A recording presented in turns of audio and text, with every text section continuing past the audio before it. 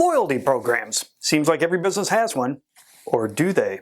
And if they don't, what's stopping them? We'll find out in this episode. Welcome to Corey's Local Marketing Minute, an enlightening and entertaining look at what's happening in the world of local marketing. Corey's Local Marketing Minute is brought to you by AdCellerant, technology and marketing that make the complex simple. Focused on generating results and growth for businesses of all sizes, AdCellerant offers best-in-class technology and software, award-winning customer service, expert education, and exceptional operational support to ensure campaign performance for customers. Learn more at adcellerant.com or book a demo by emailing info@adcellerant.com. And now, the shaman of local marketing, Corey Elliott. You're back.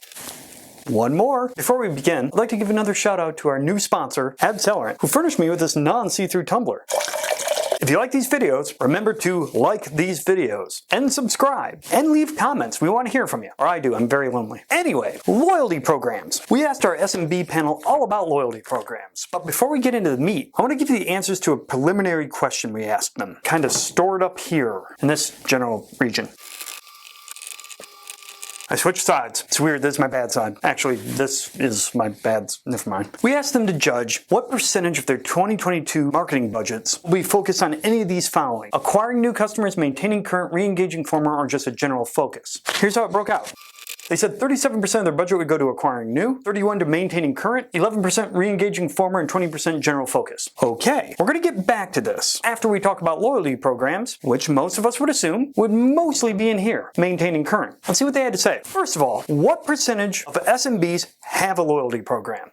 22% have a loyalty program. Okay, so for those other ones who don't have a loyalty program, how many of them are interested? 51% are at least slightly interested, or moderately, or very, or extremely interested. Okie dokie. Now we're getting somewhere. You don't have one, you're interested, so we ask why they don't have one. Number one reason?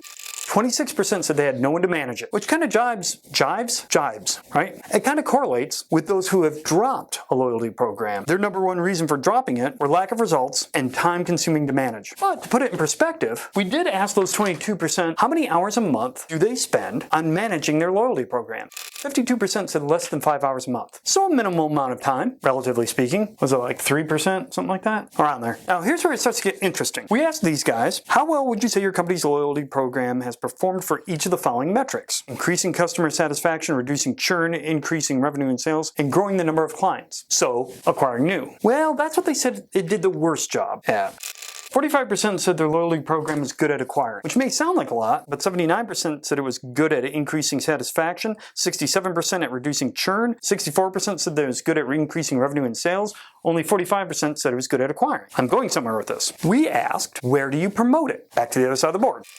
67% said point of purchase, 48% said free methods like their own social media, their own websites, their own email lists, and only 17% said advertising. So let's take our attention back up here, where we asked about the 2022 budget and found out that the majority of it will go into acquiring new. So we understand how a loyalty program can help with this, but what about this? Where they're saying it's not that great. This is connected to that. No, wait.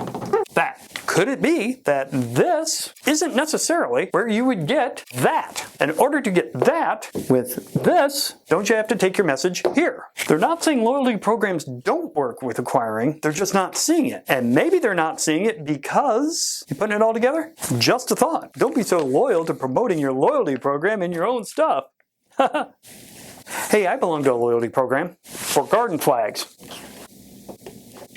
It's a gnome, and it was free.